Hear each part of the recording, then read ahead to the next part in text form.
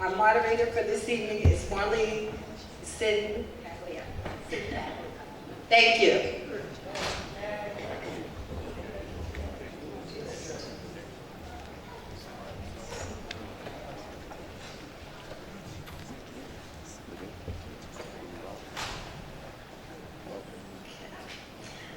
Welcome to the debate for mayor of Plainfield.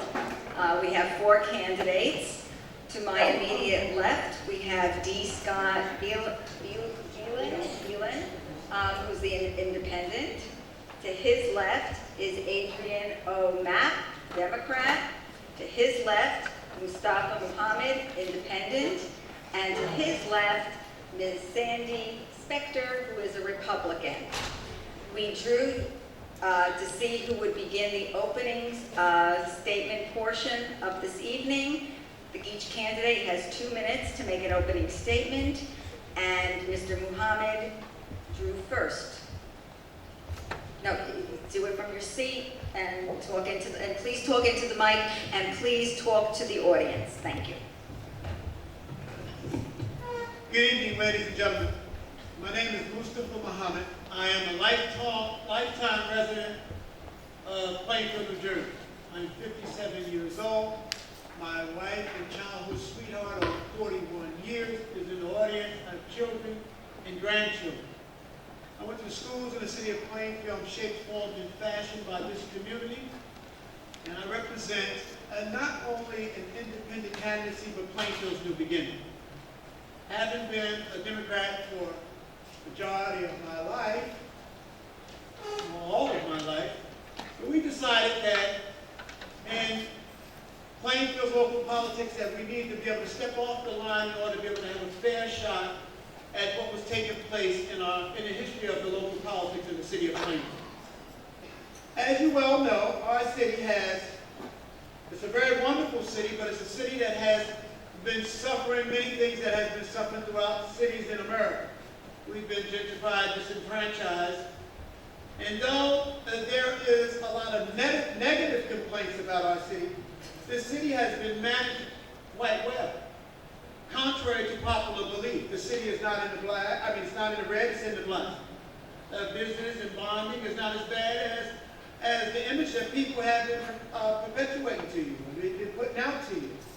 Nevertheless, we feel and we know that Plainfield needs a whole new chemistry.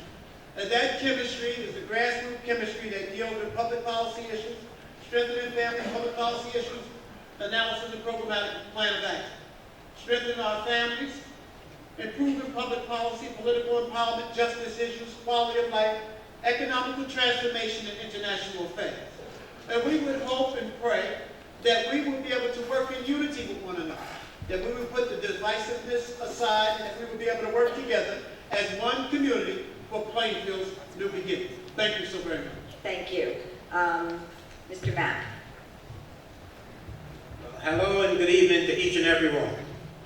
My name is Adrian MAPP, and I have been a long-term member of the Plainfield City Council. I have been serving on the City Council since 1998, except for a stint as a Union County freeholder. I am the one sitting up here who has the most experience, who has the background, who has the passion, and who knows how government is run.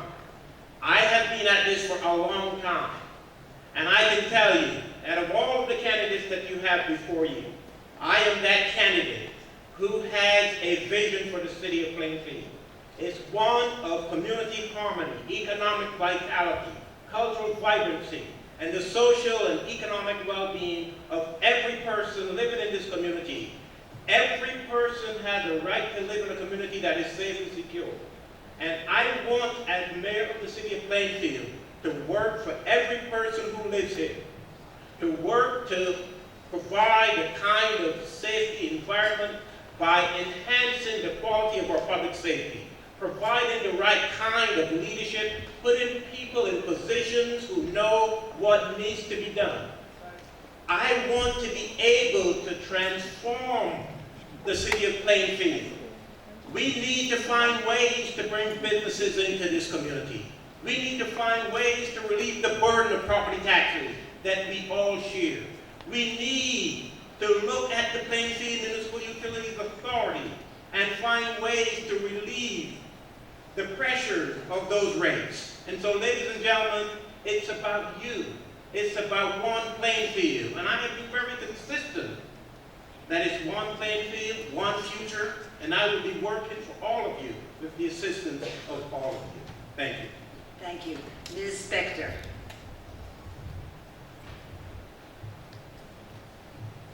Good evening. My name is Sandy Spector. I am running on the Republican line for mayor of Plainfield. I know that's a scary thing for you to hear, and sometimes it's a scary thing for me to say, because I sort of know the looks that I'm going to get. But I have to tell you something. I truly believe in a bipartisan form of government in this city. I truly believe that we all can work together. I believe in an open government where everyone is welcomed and respected, not just tolerated, but wanted. When they go up before the city council, I want the city council to want to hear their opinion. When they knock on the mayor's door, I want the mayor to be open and responsive. And I know that that can happen. I think that we need transparency in the city. No more closed-door policies. No more deals being made behind our backs. No more being told from outside our city borders what it is we're going to do by a partisan machine from the county. We need, we can, we must take charge of our own future, and we can do it. Plainfield has a very, very, very proud heritage. We need to return to that heritage. We also need government that's accountable to the residents of this city. Again, open doors, open the windows, open the curtains. Let the citizens of Plainfield know what is going on in City Hall and what is going on in their city. It can be done. I can do it. Mr. Beeland. Thank you. Good evening. Hi, I'm D. Scott Beeland. The D is for Douglas, for those of you who know me as a student throughout the city of Plainfield. Many of you know me because I'm one of you. I'm a lifelong resident of Plainfield. I'm a product of the Plainfield public school system. I went on to Rutgers University, acquired my degree there, and then came back to Plainfield to give back to the same community that gave me so much. Now, I could sit here and spend time telling you how great of an IQ I have, how bright of a student I am, that I have over 30 years of business experience that I'm bringing to the table.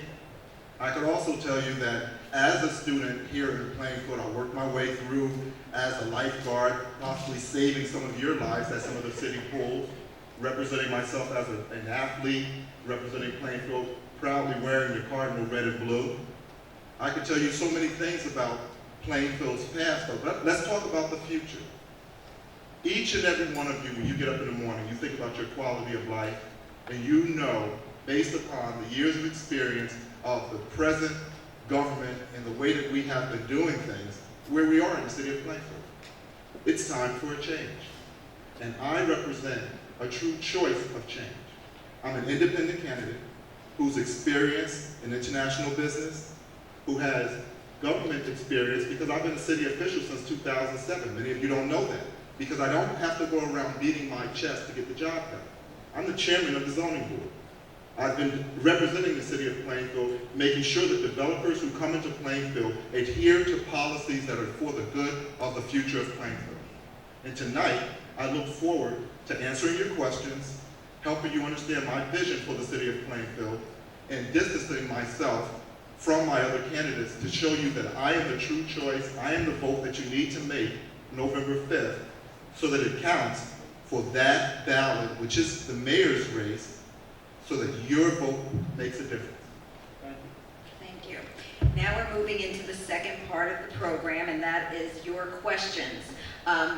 If you need an index card, please raise your hand, and somebody will come around and give you a card on which you may write your question. Please be sure that it is an issue question and not dealing with personalities. If you have a question written already and you wish to turn it in, please hold it up, and again, an usher will come to your seat and get that. We will be accepting questions until about 25 after 8 this evening, so there is a time limit in terms of writing your questions. Each candidate will have 1 minute of response, and after all 4 candidates have completed answering the question, rebuttals may be taken at 30 seconds apiece. And the first question for this evening is the following. What is your plan for bringing viable businesses to the community that might possibly alleviate high taxes? And Mr. Mapp, you get to answer this first. We do know that the city does have a need for economic development. And the reason is because we need to expand our tax base. We also need to provide relief to our homeowners who are paying an enormous amount of property taxes. And so it is my desire, my goal, my plan, to make sure that we market the city of Plainfield like it has never been done before. And I intend to hire a deputy business administrator who will focus on bringing businesses into the community. Ms. Spector. We are in desperate need of economic development. Mr. Mapp is correct. We need to help take the burden of taxes off the backs of the individual homeowners. I don't know that advertising the city of Plainfield nationwide is the answer. I do believe that we do need a director of economic development. I've said that for a very long time. But before we actually put the ad in the paper, you know how when you're going to have company, you dust and vacuum? We need to get our house in order first. Mr. Beelan. My plan for economic development in the city of Plainfield is as follows. 1, we have to change the perception of the city of Plainfield. That is going to create an environment that is going to encourage businesses to want to do business in Plainfield and come to Plainfield to do business. First step in doing that is electing me as an independent candidate, showing that Plainfield is ready to do something different than going along and voting along the party line. 2, we need to improve our perception of being a city that is unsafe by increasing our traffic and our foot patrols by our police department, which is going to create an environment of safeness for not only those who are here to shop, but those who are here doing business. Thank you. Mr. Muhammad. Our plan is this. I believe that improving business and bringing economic development to the city of Plainfield is pretty academic. You know, if you're really true at heart and you really want that from the city of Plainfield, then it's going to be pretty academic of what you do. The sincerity about what you're going to do is where the rubber meets the road. I think what's very important and very fundamental like this, because the answer needs to be so quick, we need to put our house in order and we need to build our relationships with those who are already here. We have very powerful, very brilliant, very smart people that are here, but our relationships are very strained. We do not work together. We need unity in our community. Thank you.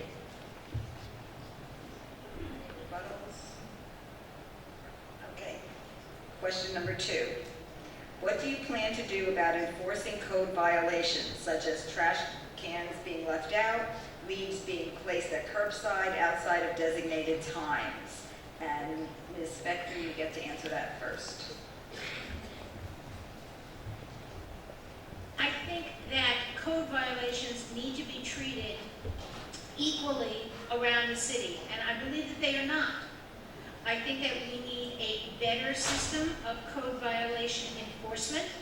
I think we need a better system of inspection. With that done, I think that we can absolutely, this is definitely a quality of life issue. I think that we can improve the city by improving code violation inspections and enforcement, but doing it unilaterally. Mr. Beelan. First and foremost, I would ensure that the city is first taking care of the the things within the city that needs to be corrected. We need to make sure that before I go after a homeowner about code violations, that the city is making itself an example that the citizens would want to follow. 2, we need to enforce those ordinances that are safety related before we're worrying about trash cans and leaf pickup. I would be more concerned with whether or not someone's home is safe as opposed to whether or not they left their trash can out past 7 o'clock. Mr. Muhammad. Yes, code enforcement, pretty much, again, it's pretty academic, especially on a platform like this with answers. Again, that to be so quick. It's pretty academic, but at the base of all of that is the culture that we stimulate and that we breed and we develop and we cultivate within our community that will help the follow through on code enforcement. We have a behavior in our community because there's a lack of pride in our community. A lack of pride because there's not communication. Everybody's not on the same page. So if we communicate within our community, if we're all on the same page, the code enforcement will be much more effective. Mr. Mapp. I will have a zero tolerance policy in that all of our property maintenance codes would have to be adhered to. But one of the things I want to do, I don't believe that homeowners who are paying taxes should be punished because there's debris on their properties and we stop the pickup at the end of May. So I will put money in the budget and provide you with the services that you need so that there will be year-round pickup and you don't have to worry about what am I going to do with all of this debris that is on my property. Why start that at the end of May when you have all summer? So I will change that. Thank you. Question number 3. If you see Plainfield becoming a transit village, what are your plans on making that happen? Mr. Beelan. Well, Plainfield is going in that direction since an application has been filed as such. What I would do to encourage that is that, once again, we need to make Plainfield's perception of a city that is ready to do business first a priority. And we do that by making folks feel safe, making them feel that this environment in Plainfield is one where you can get the types of services, wares, and property improvement activities that are conducive to being a city that is not only for residents, but those who live downtown. Mr. Mapp.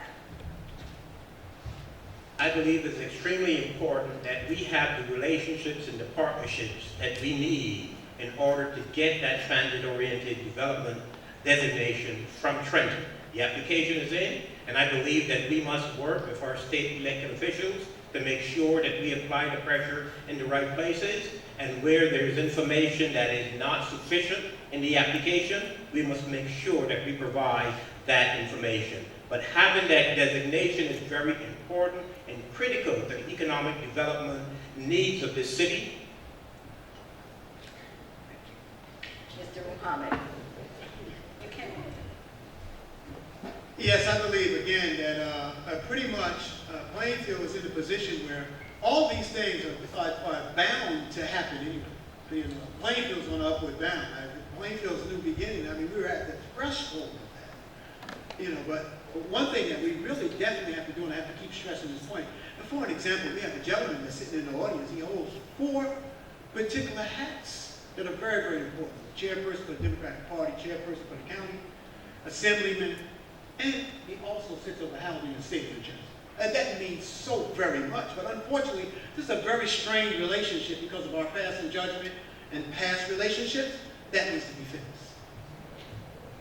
Mrs. Spector. I think we really do need to be able to get the transit village designation. But in that light, we also need to have our house in order. You know, years ago there was a master plan. I don't know whatever happened to it, and right now it's probably so out of date it needs to be redone. But a transit village brings with it its own needs, and we need to make sure that if we get that designation, we are ready for it. Thank you. Next question. How are you going to make Plainfield safer for children? And Ms. Spector, go first. Safety is definitely an issue in Plainfield. It's been an issue ever since I moved here, which is over 20 years ago. I believe that it's a matter of safe and smart policing. I believe that it's a matter of putting more policemen on the beat, actually walking the beat, driving around. I believe that the system that we have right now is not giving our policemen what they need to do their jobs correctly. Every day they put their lives on the line. We need to do better for them than we are doing now. Mr. Mohammed. I think public safety is of extreme importance, and particularly when it deals with our youth. I think we have more than enough policemen. I think our style of policing is totally in the wrong direction. We need community policing. We had community police in the past. Steve Jordan is one. Our beloved brother Roger Howe was another. You know, when I grew up in the city of Plainfield, we had plenty of community police. But we need a culture that deals with education, that's going to facilitate programs, that's going to address our young people, that's going to give them alternatives that will serve to make our community safer, because they will make different choices. Mr. Mapp. Well, safety will begin at home for our young people. But in terms of what the government can do, we must create more recreational opportunities and create the environments where we can put our kids where they can be safe. And it is not all about policing, but it's about parenting as well. And it's about creating vehicles and opportunities. It's about providing job training opportunities and putting our young people in situations where they will be safe, keeping them off the street. And so I think that we must invest in providing the recreational job training opportunities that our young people can have access to, keeping them out of harm's way. Mr. Beeland. Yes. How are you going to make Plainfield safer for the children? Well, the mayor really can't make just Plainfield safer for children alone. It's making Plainfield safe for all its citizens.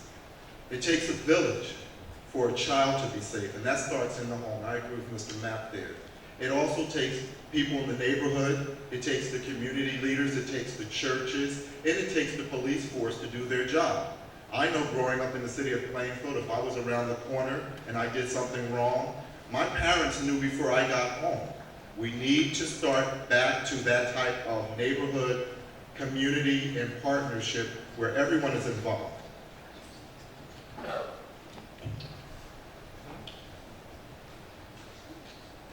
Next question. A recent blog post highlighted Plainfield, Illinois as a town that has achieved historic status in the National Register. Would you consider a similar approach for Plainfield, New Jersey's development plans? And Mr. Mohammed, you go first. Yes, we would consider that, but uniquely our own status and our own reflection and our own style. Again, Plainfield is bound to grow and bound to come up. Right now, we are at an investment quality in the city of Plainfield. You know, our revenues exceed our expenditures.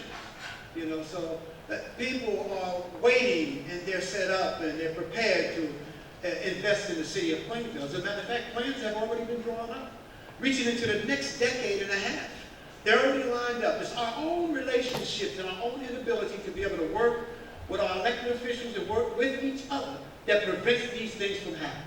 But we intend to turn that around, and Plainfield will have a much brighter future than Plainfield will have in the beginning. Mr. Beeland. Yes, I'm familiar with the Plainfield, Illinois story, and it works for that particular town. Of course, I would consider all things that would be along the lines of building a better Plainfield, but I don't believe that that would work here in Plainfield. What we need to do in Plainfield is look at the strengths that we have. We do need a cohesive theme along the lines of the city and our central business district. However, we need to leverage our diversity, celebrate our differences, and create an environment where businesses are coming to Plainfield to do business. That was a real quick 30 seconds. I think you got you. I don't know if you were waving at me or what, but that was a little quick. She was very quick. But we'll take that. I'll take that. That was my answer. Ms. Spector.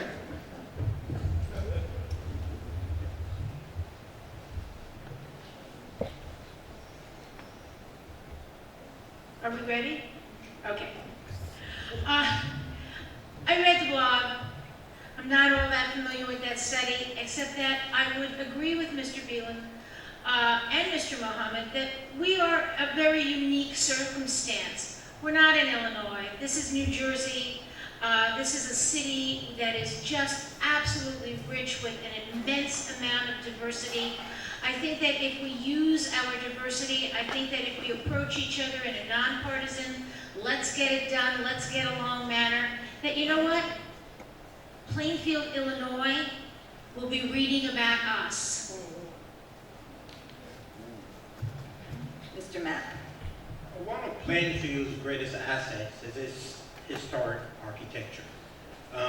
When we look at the homes that we have in the city, we have 9 historic districts in the city of Plainfield. We have house tours every year promoting that asset that we have. And in terms of how we market and promote the city, that is one of the things that we must do. We must continue to just wave the flag about what we have in terms of our assets here. And our housing stock is second to none. And so those 9 historic districts that we have in the city of Plainfield, as your next mayor, I will make sure that I use that as a part of the marketing plan for this city, so that people will come in to be a part of the many house tours that we have here every year and see what Plainfield has to offer in terms of its cultural diversity, in terms of its infrastructure, all the things that are good about Plainfield. Next question.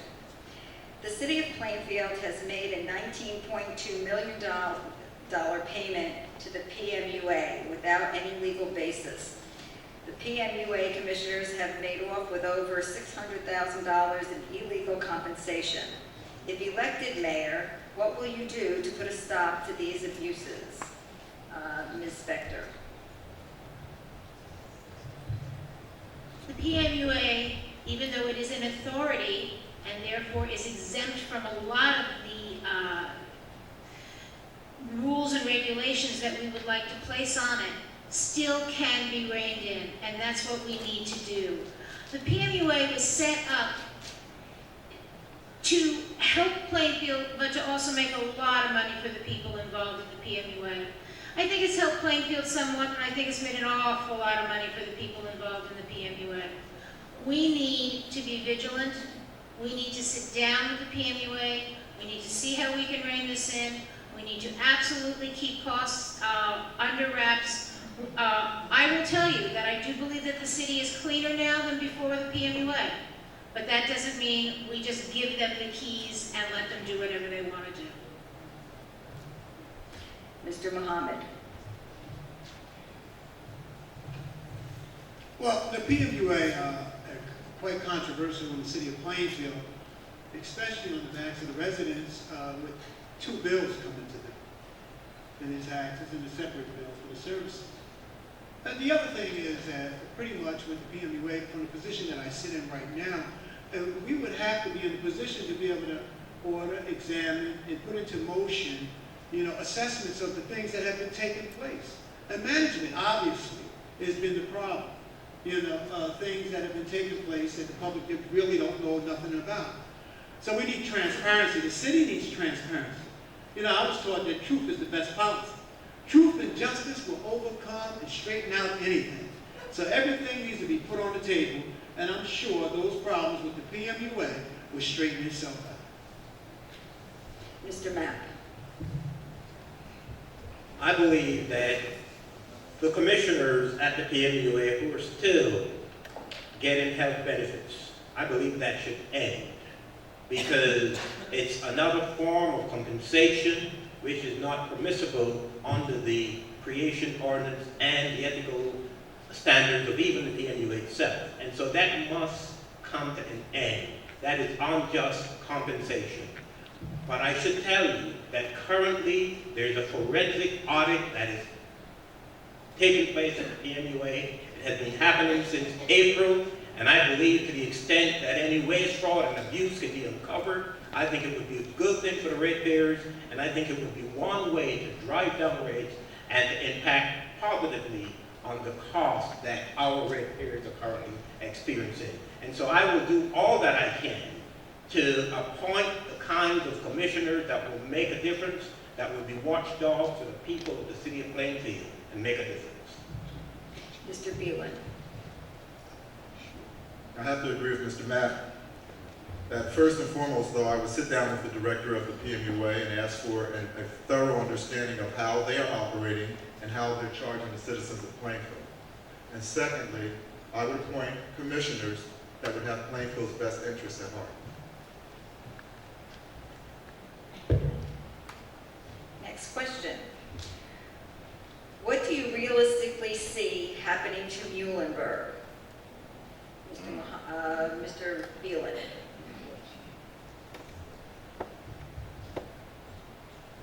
Realistically, I think that Muhlenberg Hospital, until a decision is made as to what the city wishes to do with that plot of land, either through a rezoning of the city council or through a decision by the zoning board, is going to be in limbo. It's a business decision. Somebody's trying to make money off the property. Okay, Muhlenberg Hospital, the facility as far as the medical centers by the JFK group has pulled out the funding and they're using it for a different facility. They're not doing it for Plainfield. I think, though, as the city of Plainfield, we have to leverage the fact that they do owe us money in the form of taxes if that is not a hospital, and we need to use that as a bargaining chip in order to bring them to the table to do a deal that is for the best for Plainfield, and that does not include 600 apartments. Mr. Mapp. I have to agree with what Mr. Beelan said in terms of the hammer that we have. We have a tax hammer that we can use at any time. The property is no longer being used for a tax-exempt purpose, and so the city is owed tax dollars. And so we must use that to our advantage, to cause Muhlenberg, to cause JFK, I should say, to stop sitting on the property. And I will work very hard, tirelessly, every day to identify the kinds of developers that will come in to keep that facility as a medical facility. And ideally, I want to see a unit like the Summit Medical Group providing medical services from that facility.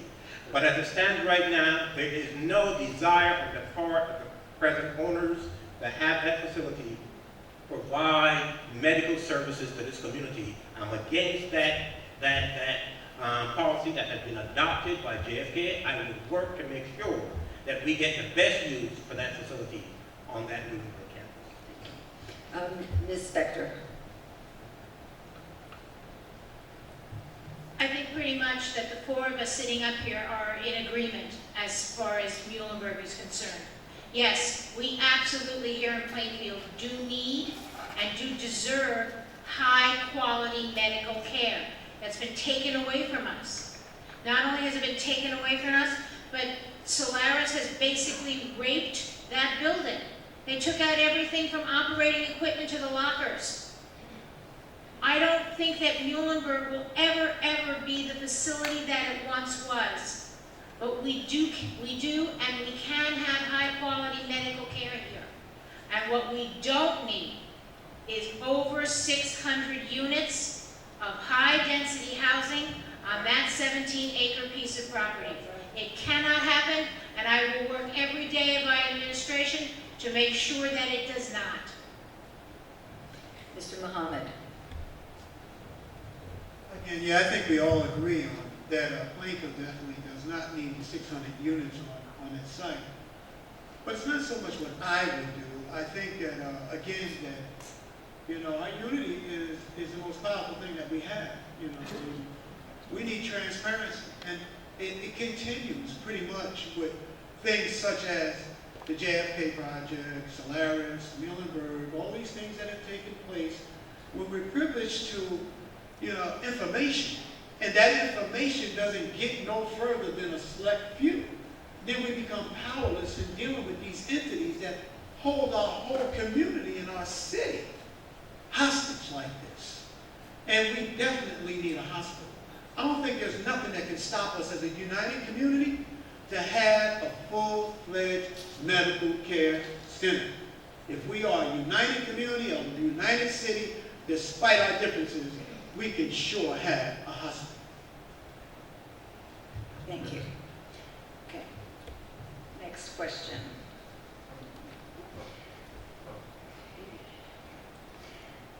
people who have been in jail have a very difficult time getting hired, and they need to work as well. What are you going to do to change the perspective of employers so that these people can get work? Mr. Mohammed. Well, I think one of the things that we can do, I think that local city government needs to invest in their own. And when we have our own that comes from, or they're coming from jail terms, you know, to stop recidivism, we need to invest in them. And we need to invest in them by changing the local policies. The local policies that will employ them, and I mean with a living where they can take care of their families, where they could get these kind of jobs. Unfortunately, right now, a lot of the construction that goes on in the city of Plainfield, I worked in construction for many years, and a lot of these jobs start at $18 an hour.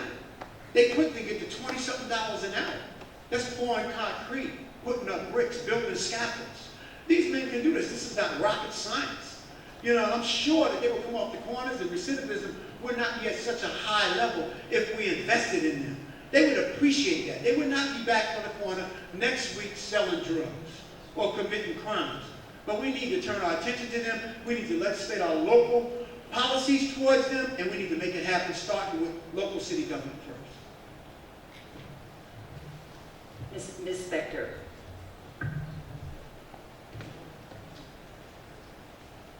We absolutely do need to look at this section of the labor force. They are definitely very valuable in our community. Our city can and should be doing job training. We also should be doing more hiring, more looking to do these projects from within. So I think that if we build a strong core in our city and then concentrate on job training, that some of these citizens not only will find jobs, but will prosper. Mr. Beelan. It's a very interesting question. I'm not sure that it's really something that the mayor can influence other than making sure that job opportunities are treated, everyone who's looking for a job is treated fairly. I don't think that the mayor should be concerned with trying to make special allowances for someone because of their past, other than their experience and their qualifications for a job. However, we should create environments where our young people should not be going to jail in the first place. Why are we asking a question about someone having a jail experience here in the city of Plainfield? Okay, that is not my experience, having a jail background, and I'm not holding it against anyone else who does. However, I don't think that the mayor of Plainfield should be put in a position where we're worried so much about you have to make a special allowance because someone has made a bad decision in the past. Let's focus on creating an environment where the city of Plainfield can be the best city it can be, and that means its employees also. Mr. Mapp. I don't believe that it's about making special allowances. But I do believe that every person is entitled to a second chance.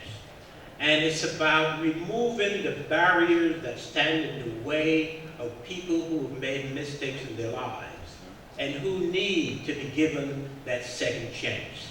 And one of the things that we did earlier this year as the governing body is that we passed legislation. Many of you are familiar with checking that box on applications that asks you if you have ever been in jail, have you ever committed a crime. And those are the things that stand in the way of too many of our young people. And so we have to make it easier for them to get their feet in the door in front of prospective employers who, if they have the opportunity to see what some of our young people who have made mistakes have to offer, if they can get their feet in the door and get through the interview process, they'll be able to find jobs. That's a responsibility we have. Thank you. Okay, please hold, yes, you may go back. I'm not saying it's a situation of special allowances.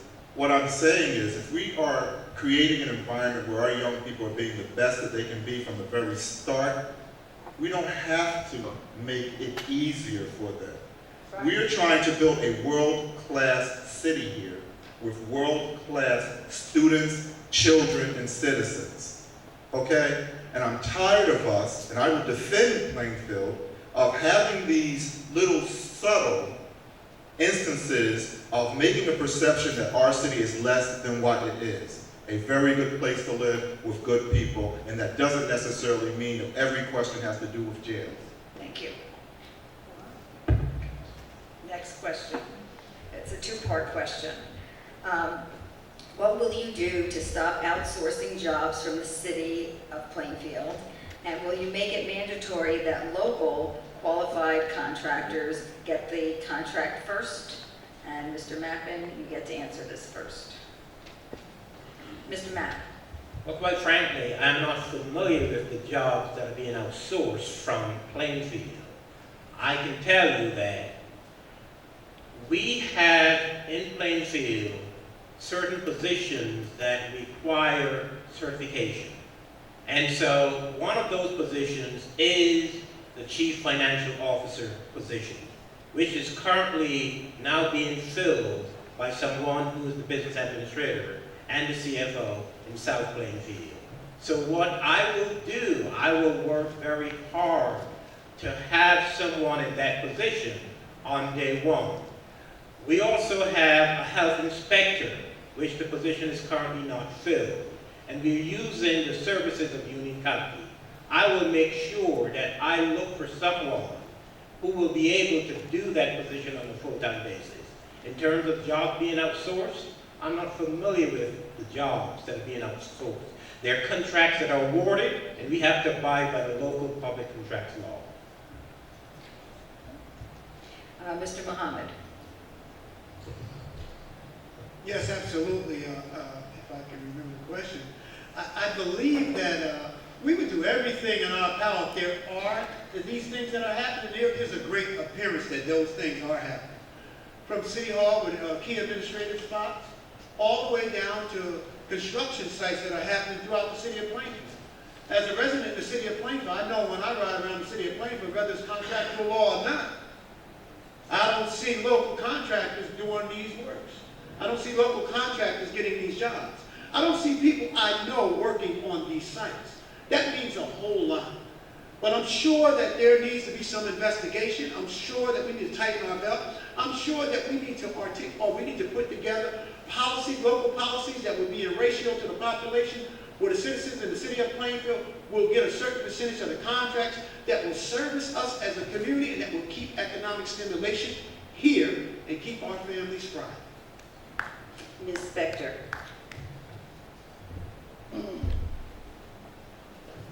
I have said in the past, and will continue to say, that we have an enormous wealth of talent here in Plainfield.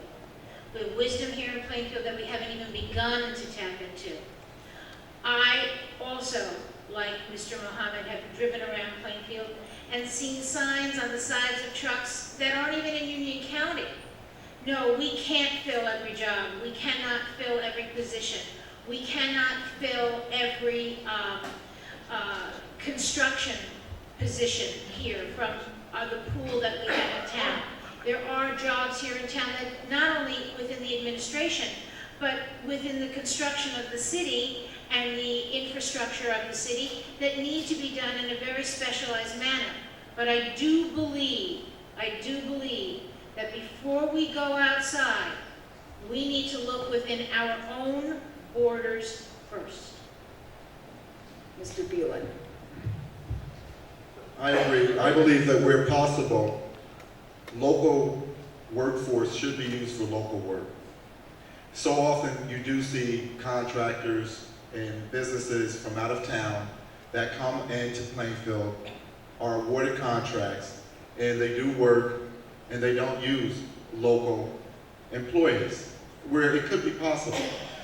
And I think that we should do it whenever and whatever is possible to make that happen so that our local workers can find employment.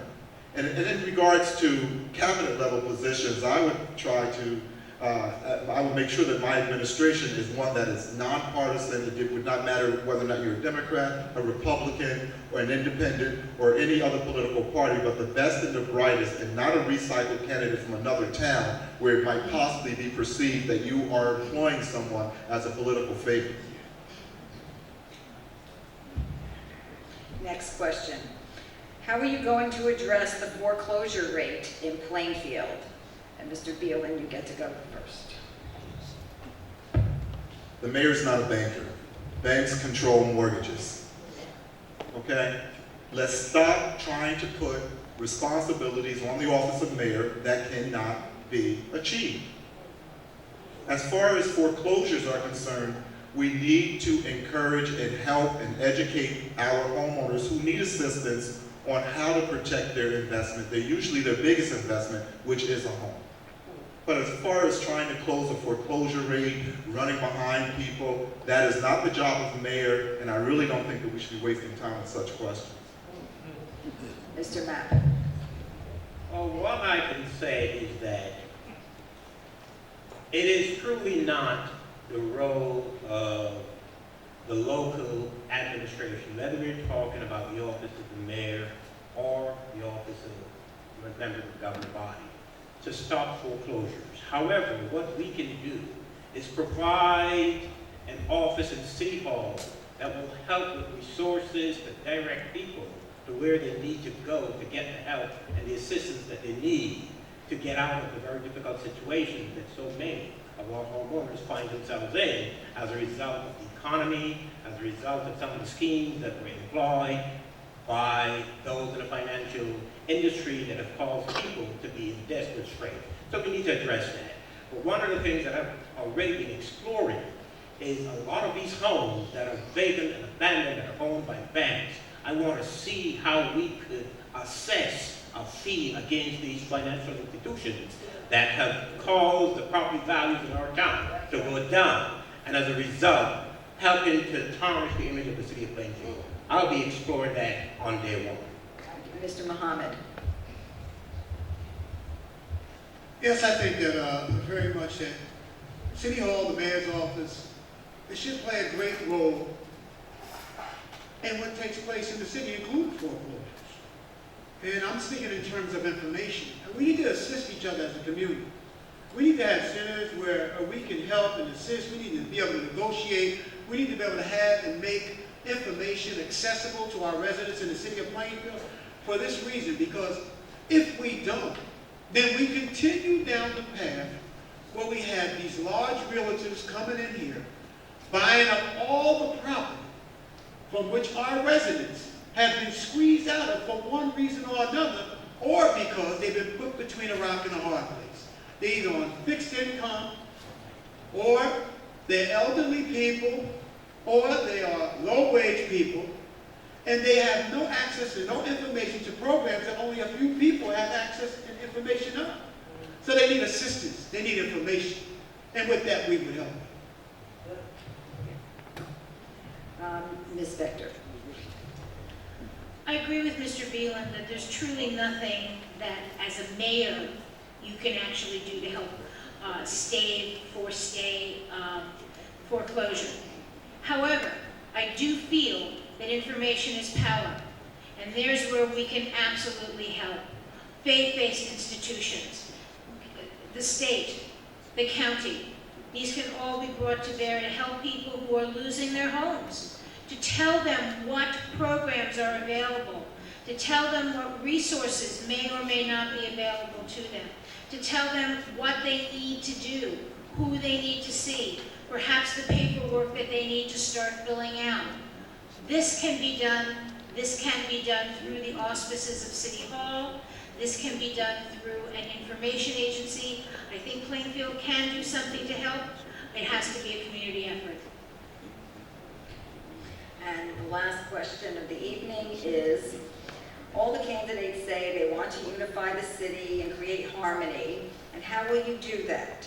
And will you also adopt good ideas from your opponents? And Ms. Spector, you get to go first. Absolutely, I would adopt good ideas from my opponents. This is my third forum with these gentlemen, and I have to tell you something. I have been wonderfully, wonderfully impressed by some of their ideas. I think they're fabulous. And yes, if I'm elected, I will put some of their good ideas to work. And yes, I will devote my efforts to bipartisan governing. By working together. We're not Republicans, we're not Democrats, we're not independents. We are residents of Plainfield. We need to work together as residents of Plainfield. We need to talk after this forum.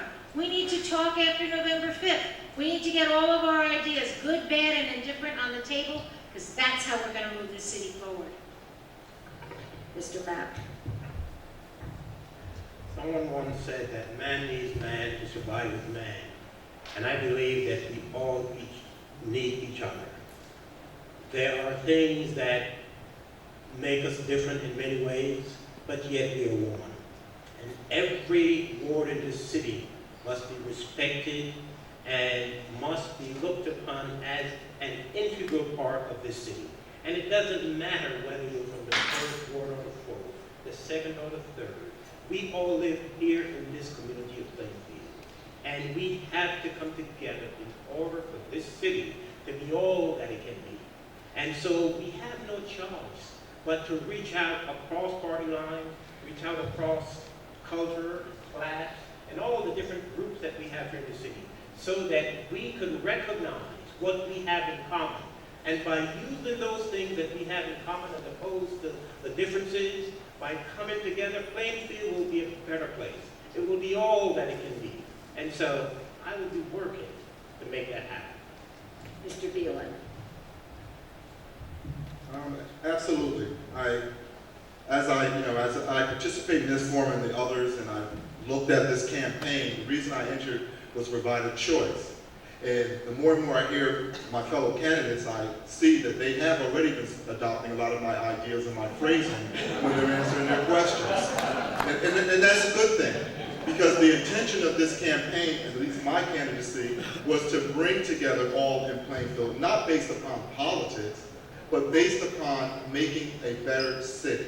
So as I sit here and I listen to answers that sound so very intimately close to my own, I appreciate that, and I appreciate the fact that we're all thinking and hoping for a better Plainfield. And as I mentioned before, you now see the next mayor and possibly the CFO once he sends his resume in. Mr. Muhammad. Yes, absolutely. If I maybe restate, our platform is not about me, mine, and I. It's about we, us, and our. It's about strengthening our family, improving public policy, political empowerment, justice issues, quality of life, economical transformation, and international affairs.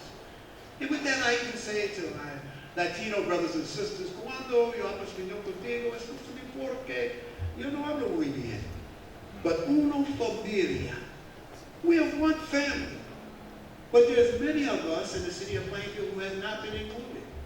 And there's many of us who've been carrying a whole load by ourselves. But we will have an open door policy and complete transparency. We know that truth is the best policy. And we were also taught that the greatest amongst you shall be your servant.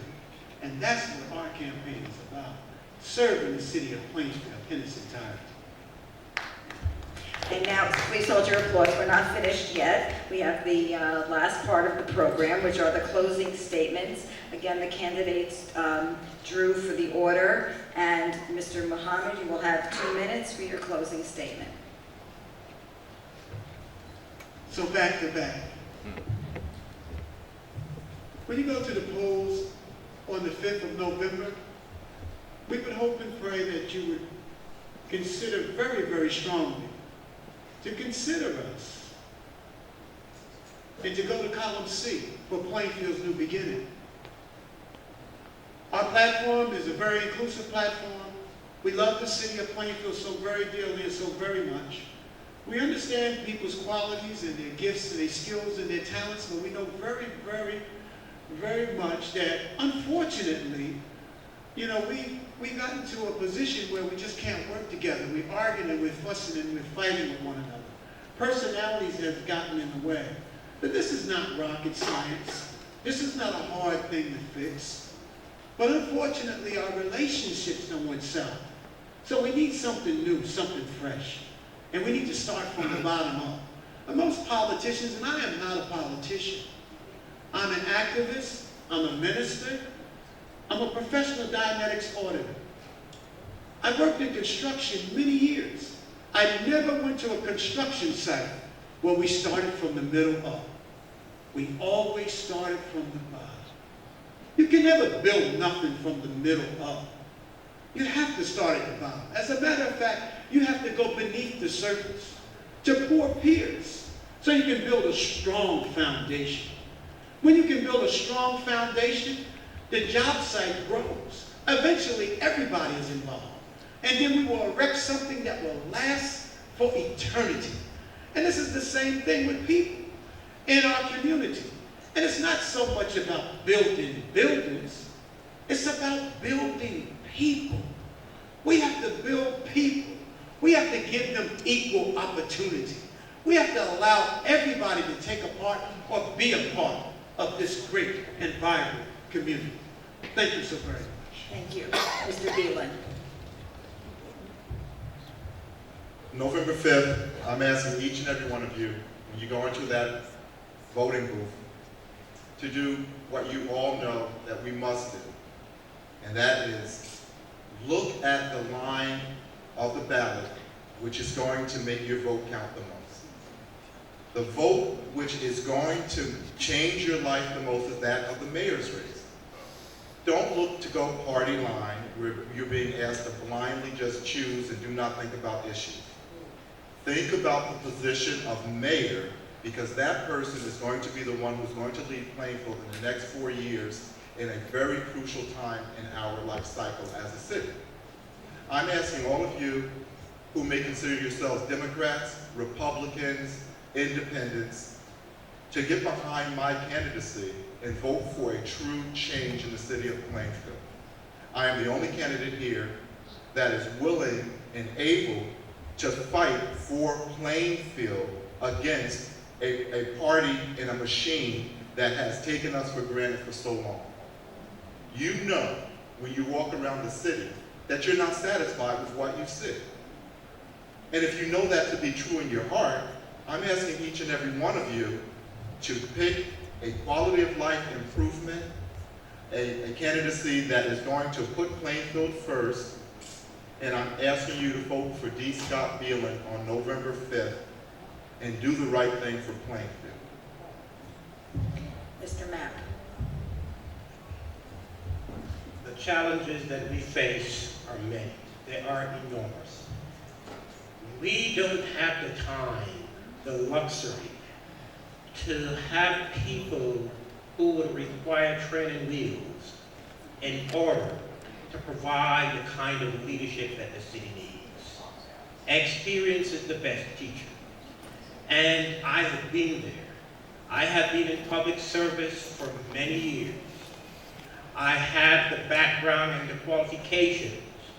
I am able to reach out across all of the municipalities in Union County. I am able to speak to people at the county level, at the state level, to identify and to look to bring the resources into the city that we need. It's about partnerships, and it's about building bridges that will get us to where we need to go and where we must take this city. You've heard a lot of quoted language from some of the candidates up here who said, I have grown up here all my life, I've been to the school system. But let me say this to you. The place of one's birth does not determine the destination of one's dreams. And it certainly does not make anyone more qualified than the other. What is important is the experience that we have, life experiences, the knowledge that we have, the needs of the city that are so great, and the ability that you have to address those issues. It's about finding the right people and putting those people in the positions that we know are so necessary and critical to this city's future. And so I say to you that I am the person that is most qualified, that has the experience, that has the passion, and can pull people together to get the job done. Column A, all the way. Adrian MAPP for mayor.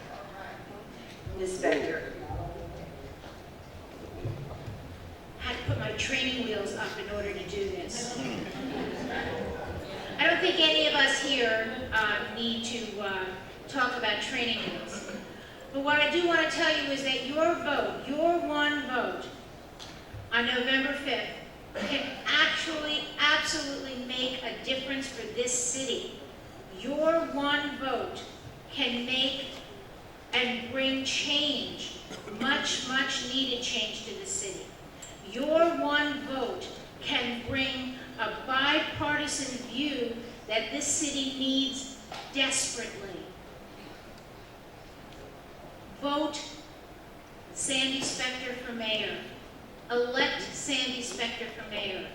And you will see immediately the beginning of how hard my administration is going to work with the city council to bring about a renewed and improved quality of life for every resident in Plainfield.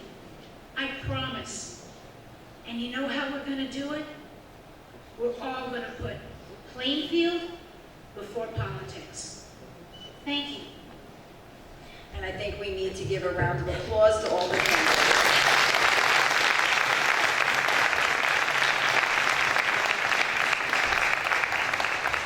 First, I would like to thank Maureen. You did a fantastic job. Thank you very much. I'd like to thank the candidates. Good luck to you on November 5th. I'd like for my team to stand. They did a marvelous job, especially Joy Lab.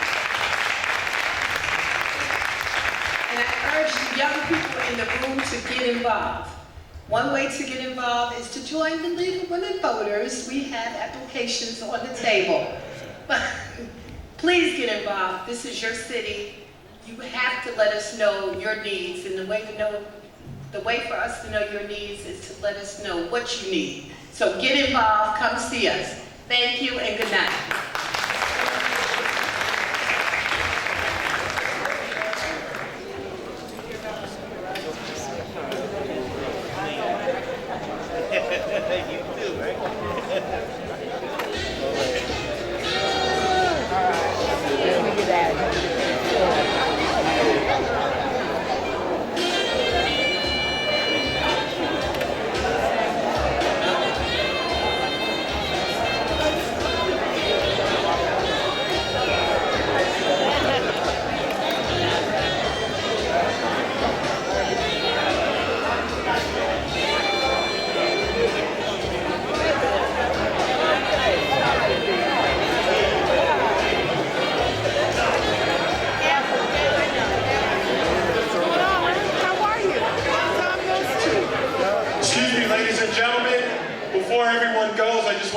Myself, my name is Lamar Maxon.